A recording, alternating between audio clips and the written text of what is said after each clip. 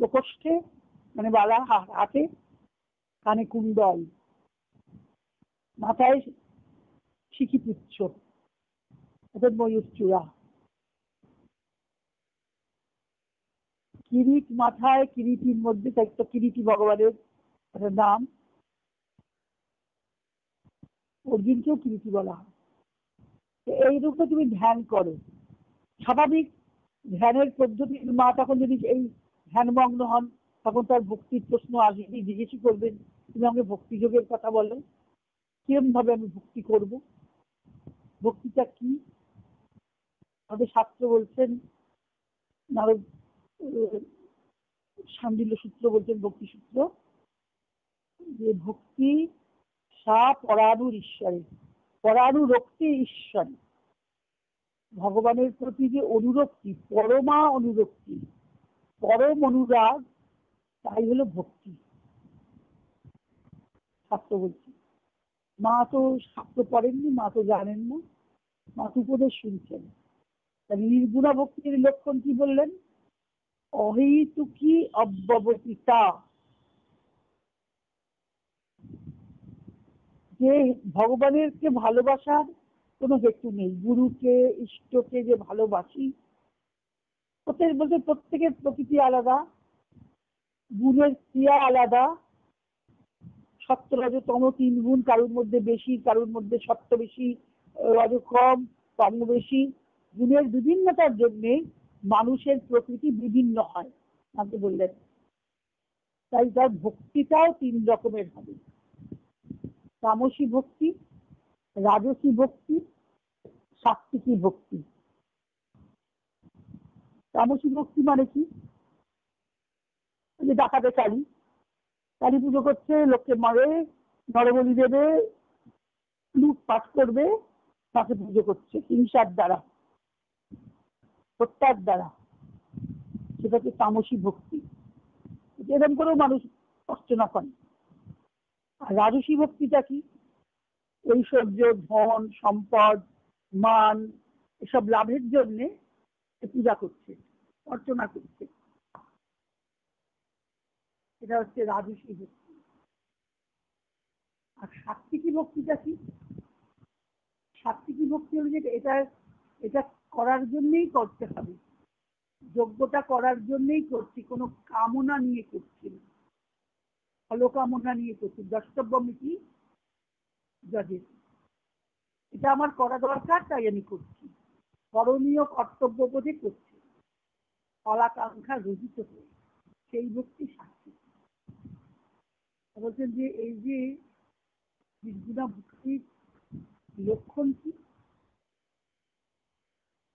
এটা তো ভক্তির প্রকার হয়ে গেল, মানুষের প্রকৃতি ভেদে প্রকার হয়ে গেল।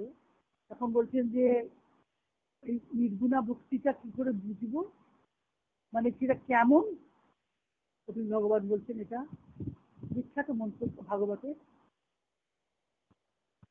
যে আগে তো বলেই দিয়েছেন যখন তিনি তাকে উপাসনার কথা বলছেন, বাহ্য উপাসনা আছে, আন্তর উপাসনা আছে। উপাসনাও 2 রকমের। বাইরে মন্দিরে যাচ্ছি, তীর্থে যাচ্ছি, বিগ্রহ দেখছি, প্রণাম করছি, ভোগ দিচ্ছি, সব বাহ্য উপাসনা। আর আন্তর উপাসনা মানে কি? অন্তরে তিনি প্রতিষ্ঠিত আছেন আমার হৃদয় কমলে, তার সঙ্গে আমার সম্পর্ক।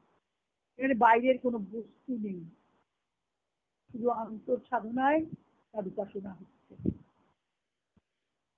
সেই ভক্তি কিরকম? এই যে আন্তর উপাসনার যে ভক্তি, এখানে বলছে যেটা কিরকম, সেটা বাইরেও প্রকাশিত হবে, তখন সেটা কিভাবে আমার তৈরি হয়? এই অব্যবহিতা ভক্তি।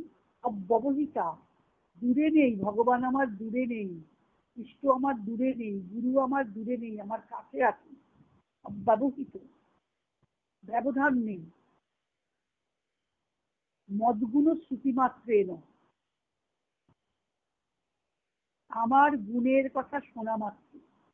ভগবত কথা শুনতে বলেছিলেন আগে, তুমি প্রসঙ্গ করবে, তার লীলা কথা শুনবে, রূপের ধ্যান বললেন, লীলা কথা শ্রবণ বললেন, মনন বললেন, আগে বিচার করে তুমি করবে, সাংখ্যের বিচার আগে দিয়েছেন।